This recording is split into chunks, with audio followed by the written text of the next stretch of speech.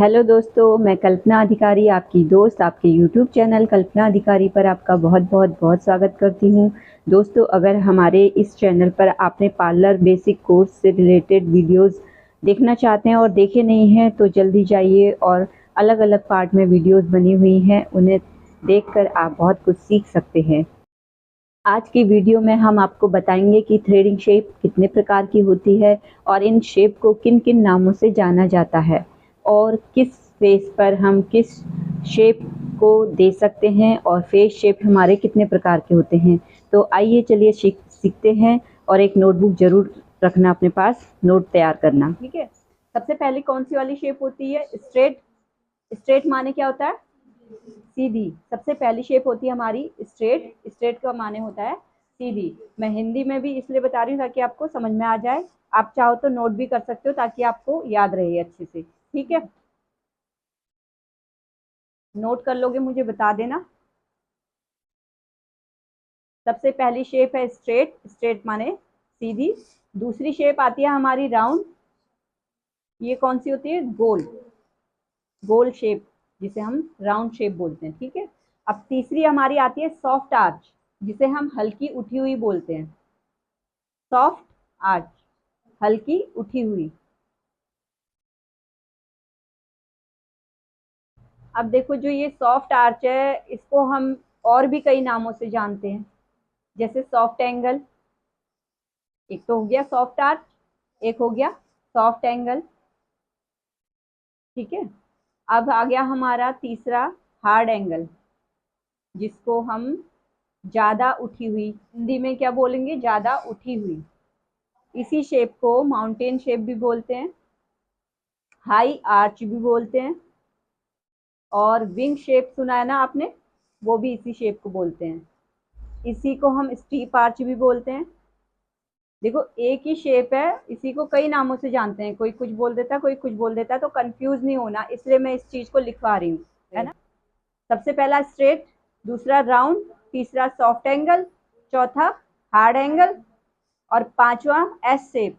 ये बहुत कम देखने को मिलती है और इसको सिर्फ इसी नाम से जानते हैं। अरे, छठा है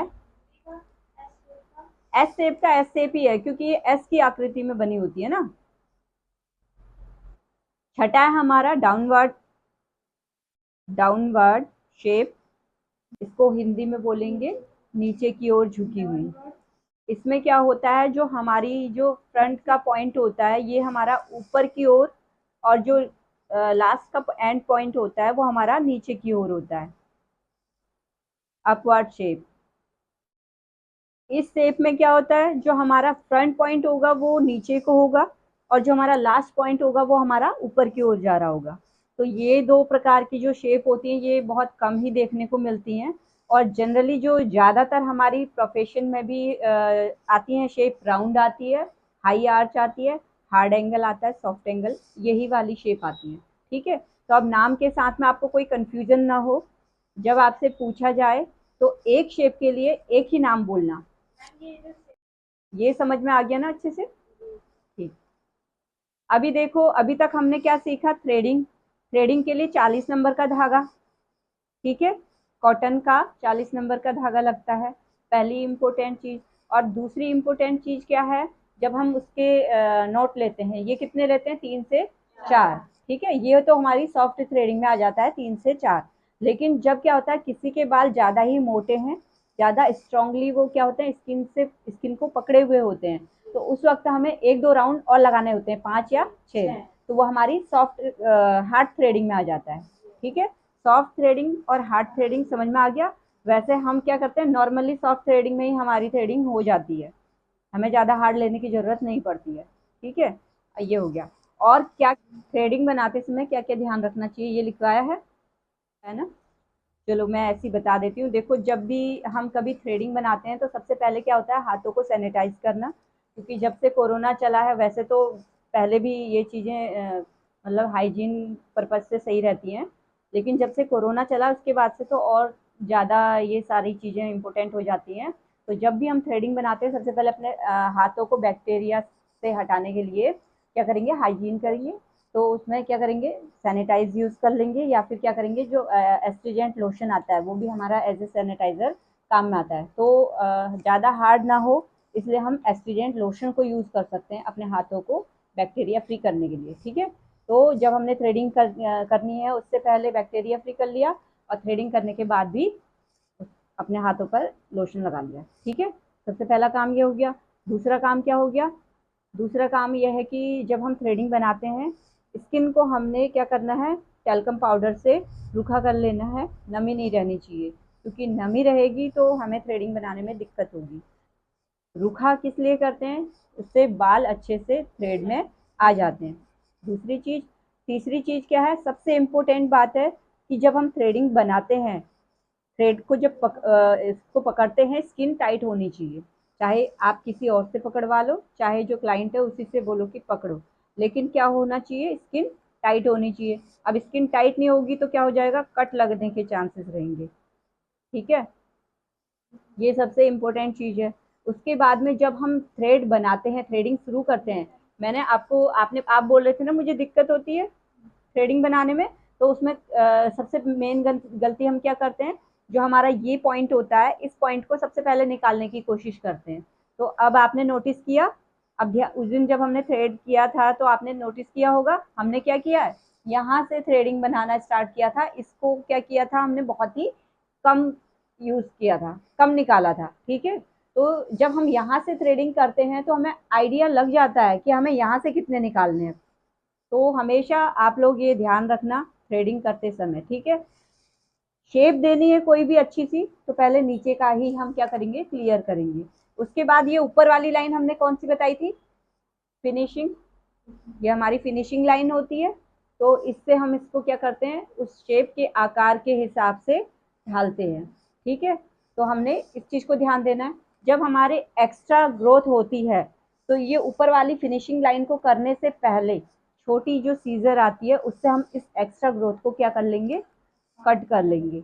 ये सबसे इम्पोर्टेंट है, क्योंकि जब हम ग्रोथ को कटिंग नहीं करेंगे तो हमारे थ्रेड में वो जो एक्स्ट्रा लॉन्ग हेयर हैं वो क्या कर सकते हैं, आ सकते हैं, जिससे जो अननेसेसरी बाल थे हमारे वो भी उसमें आ जाएंगे और तुम्हारी शेप गड़बड़ आ जाएगी। ठीक है, तो इसका ज़रूर ध्यान देना है, पहले कटिंग करनी है फिर फिनिशिंग लाइन को उस पर वर्क करना है। ठीक है, उसके बाद क्या इम्पोर्टेंट है, ये भी ध्यान देना है कि थ्रेडिंग किस टाइप की स्किन पर नहीं करनी है। स्किन पर मतलब कि जिसकी आंखों में कोई एलर्जी टाइप की हो रही हो, कोई वायरस संक्रमण या इस टाइप से हो रहा हो, उसको उसको थ्रेडिंग नहीं करना, क्योंकि वो हो सकता है इधर उधर फैल जाए। अभी वो इतने में एरिया में हो रहा है, हो सकता है थ्रेडिंग करने के बाद में वो पूरे में फैल जाए, है ना। तो इस चीज़ का ध्यान देना है कि एलर्जिक वाली स्किन है या कुछ है इस टाइप का तो उस पर नहीं करना। अगर मोटे मोटे से पिंपल हो रहे हैं उसके तो उसमें भी नहीं करना, है ना, क्योंकि उसमें दिक्कत देगा। और अगर किसी ने कहा ही आपको कि चलो बना दो अर्जेंट है ये है, पहले तो आपको भी देखना है कि आप कंफर्ट हो बनाने में। अगर हो तो बनाओ, नहीं हो तो डायरेक्टली मना कर सकते हो। ठीक, अब ध्यान क्या देना है, सबसे मेन चीज़ थ्रेडिंग हो गई हमारी, शेप भी हो गई हमारी। अब आपको लास्ट में हमने क्या लगाना होता है, मॉइस्चराइज़र लगाना होता है या फिर कोल्ड क्रीम लगानी होती है। ठीक, अब अगर उसकी ड्राई स्किन है तो आप क्या करोगे, मॉइस्चराइज़र या फिर कोल्ड क्रीम कुछ भी लगा सकते हो। लेकिन अगर उसकी ऑयली स्किन है और या फिर एक्ने प्रोन स्किन है, आपको दिख रहा है कि हाँ है, तब आप क्या करोगे, जेल का यूज़ करोगे या फिर लोशन का यूज़ करोगे या फिर टोनर का यूज़ करोगे। इनमें से कुछ भी यूज़ कर सकते हो। ज़्यादातर आप क्या करो, आप एस्ट्रीजेंट लोशन जो आप सबसे पहले हम इस्तेमाल कर रहे थे वो भी लगा सकते हो ऑयली स्किन वालों के लिए। ठीक है, ड्राई स्किन वालों पर नहीं लगाना कभी भी, ये ध्यान देना। कहीं आप ये सोचो कि चलो ऑयली स्किन पर तो लगा ही रहे हैं, ड्राई पर भी लगा देते हैं, है ना। ड्राई स्किन पर नहीं लगाना। ड्राई स्किन पर हम मॉइस्चराइज़र या फिर कोल्ड क्रीम इनमें से कुछ भी लगा सकते हैं, दिक्कत नहीं है। और जो स्किन टोनर है, स्किन टोनर भी आप ड्राई पर भी लगा सकते हो, लेकिन ड्राई पे कम ही यूज़ करो, वो ज़्यादा बेहतर है ना। लेकिन नॉर्मल टू ड्राई है अगर, तो अगर वो एक्सट्रीम लेवल पर ड्राई हो रही है तो भी आप टोनर यूज़ नहीं करेंगे, है ना। तो अब ध्यान में आ गया, हमने टोनर, क्रीम, जेल ये कहाँ पर यूज़ करना है। आप जेल यूज़ कर सकते हो, ऑयली स्किन वालों के लिए बेहतर रहेगी, ड्राई स्किन वालों के लिए बेहतर नहीं रहेगी। ड्राई स्किन वालों के लिए आप ऑयल बेस्ड जो क्रीम आती है, अगर वो लगाओगे वही ज़्यादा बेहतर रहेंगे। वो भी आपके पास नहीं है, लोशन है अगर दोनों के लिए तो आप लोशन यूज़ कर सकते हो, कोई दिक्कत नहीं है। ठीक है ना। और इसके अलावा और क्या सावधानी रखनी है हमने? ऑलमोस्ट सब चीज़ हो ही गया हमारा। तो फेस शेप भी बहुत इंपॉर्टेंट होता है। तो फेस शेप कितने प्रकार के होते हैं ये पता है आप लोगों को? आपको पता है फेस के शेप कितने प्रकार के होते हैं? 6 प्रकार के होते हैं। सबसे पहला हमारा क्या आता है, जो जनरली हम जानते हैं, राउंड शेप, मतलब गोल। ठीक है। और दूसरा क्या आता है, लॉन्ग शेप, जिसका चेहरा क्या होता है, लंबा होता है। तीसरा क्या होता है, हार्ट शेप, दिल के आकार का। ठीक है। और फिर क्या होता है, डायमंड शेप, स्क्वायर शेप होता है, और एक होता है ओवल शेप। ओवल शेप किसे बोलते हैं, जैसे अंडा देखा है ना, अंडा आकृति बोलते हैं, अंडे के आकार की आकृति। तो ओवल शेप उस तरीके का होता है। ठीक है। और जो ओवल शेप होता है वो यूनिवर्सल शेप माना जाता है फेस के लिए। इसमें क्या होता है, हर प्रकार की कटिंग, हर प्रकार का मेकअप, हर प्रकार की आईब्रोज, आप किसी भी प्रकार की आईब्रोज सेट करेंगे, ये सब चीजें क्या होती हैं, फिट बैठ जाती हैं, है ना। तो ओवल फेस शेप को क्या होता है, यूनिवर्सल माना जाता है। ठीक। तो हम फेस के अकॉर्डिंग भी कैसे करेंगे थ्रेडिंग को, जब अगर आपको लगता है कि इनका जैसे राउंड फेस है ना, तो इनके उसमें हम क्या करेंगे, हल्की सॉफ्ट आर्च और हाई आर्च दे सकते हैं, क्योंकि राउंड फेस है ना। इनके जो ये वाले एजेस हैं, जो इनको क्या बोलते हैं, हम जॉ लाइन बोलते हैं। ये आपको पता है, ये जो ये लाइन हमारी शार्प दिख रही होती है, इसको हम क्या बोलते हैं, जॉ लाइन, है ना। तो जिनकी जॉ लाइन शार्प दिख रही होती है, उसके लिए हम अलग थ्रेडिंग करते हैं, थ्रेडिंग की शेप देते हैं। और जिनकी क्या होती है, यहाँ पर जॉ लाइन क्लियर नज़र नहीं आती, यहाँ पर थोड़ी मसल्स वगैरह होते हैं और थोड़ी चबी फेस होता है, जैसे राउंड फेस हो गया, तो हम इनके उसमें सॉफ्ट आर्च या हाई आर्च की थ्रेडिंग देंगे। ठीक है। और जिनका फेस से शेप क्या होगा, लॉन्ग होगा, तो लॉन्ग फेस शेप में हम क्या करेंगे, सीधी सीधी थ्रेडिंग और हल्की घूमी हुई, हल्की आर्च में। ठीक है। ये दो थ्रेडिंग हम इसमें दे सकते हैं। अब जिसका क्या होता है, डायमंड कट होता है, डायमंड कट वाले में हम क्या करेंगे, राउंड राउंड फेस मतलब थ्रेडिंग देंगे। डायमंड कट का होता है, डायमंड कट क्या होता है, यहाँ से तो हमारा ये जो प्रोमिनेंट होता है, एक ये हिस्सा, हमारे जो गाल होते हैं ये प्रोमिनेंट होते हैं यहाँ पर, तो ये डायमंड की तरह यहाँ से ऐसे करके, और ये गाल भी उठे हुए प्रोमिनेंटली दिखेंगे, है ना। तो डायमंड के फेस के हिसाब से ही, जैसे डायमंड देखा होगा आपने, ऊपर से ऐसे ऐसे और फिर ऐसे करके आता है, कुछ इसी टाइप का फेस आकृति होती है ना। तो उसमें ये चीज़ें कुछ ज़्यादा प्रोमिनेंट होती हैं डायमंड फेस शेप वाले में। तो इस टाइप का जो फेस शेप होगा उनको हम क्या करेंगे, राउंड। ठीक है। और क्या है, हार्ट शेप वाले, हार्ट शेप वालों को भी हम हल्की आर्च थ्रेडिंग देंगे, सॉफ्ट एंगल और या फिर हार्ड एंगल, ये दे सकते हैं। लेकिन थोड़े बहुत क्या होगा, कर्व वाली जो शेप होगी, मतलब जो एकदम तीखा कोना माउंटेन वाला बनता है वो नहीं बनाना है। इसमें क्या करना है, थोड़ी सी कर्व देना है, थोड़ी गोलाई भी दे सकते हो आप, थोड़ी सी सॉफ्ट आर्च भी दे सकते हो आप, है ना। तो ये इस टाइप की थ्रेडिंग हम बना सकते हैं फेस के अकॉर्डिंग। अभी और कौन सा वाला फेस रहता है हमारा, राउंड हो गया, स्क्वायर। स्क्वायर वाले में भी हम क्या करेंगे, कर्व शेप देंगे, राउंड शेप देंगे, ये दो टाइप की शेप देंगे। ठीक। ओवल फेस शेप हो गया हमारा, स्क्वायर हो गया हमारा, हार्ट हो गया हमारा, डायमंड हो गया हमारा, लॉन्ग फेस शेप हो गया हमारा। और क्या रहता है, फेस शेप के अनुसार थ्रेडिंग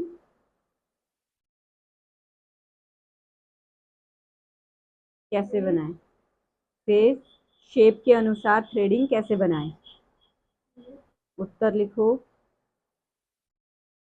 हमारे फेस शेप 6 प्रकार के होते हैं, जिनके अनुसार हम थ्रेडिंग बनाते हैं, जो इस प्रकार हैं। नंबर 1 है गोल चेहरा, जिसको हम राउंड शेप भी बोलते हैं। हिंदी में हम क्या कहेंगे, गोल आकार या गोल शेप। ठीक है। और इंग्लिश में क्या कहेंगे, राउंड फेस शेप। अब देखो, गोल चेहरे पर हम कैसी आईब्रो देंगे, सॉफ्ट आर्च या हाई आर्च। हिंदी में ये चीज लिखिए कि गोल चेहरे पर हम सॉफ्ट आर्च या हाई आर्च की शेप देंगे। क्या होगा, हमारा चेहरा लंबा दिखेगा और कम भरा हुआ दिखेगा।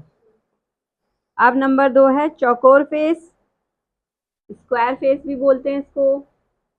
इसमें कैसे करेंगे, थोड़ी मोटी और हाई आर्च इन कर्व में रखेंगे। राउंड राउंड शेप भी इसी में आता है, ठीक है, स्क्वायर फेस में ही हम राउंड शेप भी देंगे। अब तीसरा है ओवल।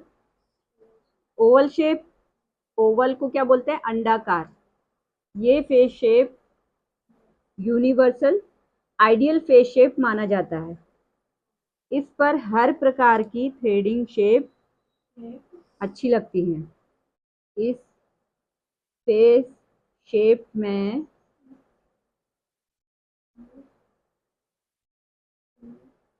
में थोड़ा आर्च शेप और हल्की नुकीली ज़्यादा सही लगेगी। अब आता है हमारा लॉन्ग फेस, हिंदी में हो गया लंबा चेहरा, ठीक। सीधी हल्की झुकी हुई कर्व में जो ज़्यादा उठी हुई ना हो, या फिर कर्व में सीधी हल्की झुकी हुई लिख लिया, या फिर हल्की उठी हुई। मतलब कि जो लॉन्ग शेप होगा उसमें हम ज़्यादा उठा हुआ हमें शेप नहीं देना है, तो या तो हल्का कर्व में होना चाहिए या फिर हल्की झुकी हुई सीधी होनी चाहिए। इससे चेहरा थोड़ी छोटा नजर आएगा। पांचवा है हमारा हार्ट फेस शेप। हार्ट होता है ना, दिल की आकृति, इसको ट्रायंगल में भी बोल सकते हैं हम। 3 कोने होते हैं ना ट्रायंगल में ऐसे करके, तो जब हम दिल की आकृति बना रहे होते हैं उसमें भी ट्रायंगल ही बनता है ना। तो हम इस फेस शेप को ट्रायंगल के नाम से भी जान सकते हैं, ट्रायंगल फेस शेप। इस फेस शेप में राउंड थ्रेडिंग की शेप देंगे। अब लास्ट आता है हमारा डायमंड फेस शेप। इस तरह के फेस शेप पर हम राउंड शेप, कर्व शेप या सॉफ्ट आर्च दे सकते हैं। यदि आपको इस वीडियो को देखने के बाद भी आईब्रो शेपिंग और फेस शेपिंग से रिलेटेड कोई भी क्वेश्चन मन में रह जाता है तो आप हमारे व्हाट्सएप नंबर 7302922669 इस पर व्हाट्सएप करके हमसे क्वेश्चन आंसर कर सकते हैं। आप अपना नाम और अपने बैच का नाम ज़रूर लिखिएगा, आपको रिप्लाई ज़रूर मिलेगा। यदि आप हमारे यूट्यूब चैनल पर नए हैं और आपने अभी तक चैनल सब्सक्राइब नहीं किया है तो प्लीज़ इसे सब्सक्राइब कर लें और बेल आइकन भी ज़रूर दबा लेना, जिससे आने वाली नई वीडियो का नोटिफिकेशन आपको बराबर मिलता रहेगा। इसी तरह हमारे साथ सीखते रहिए, सिखाते रहिए, औरों को भी इस वीडियो को शेयर कीजिए ताकि इस वीडियो से उनकी भी हेल्प हो सके। आप सभी का बहुत बहुत धन्यवाद।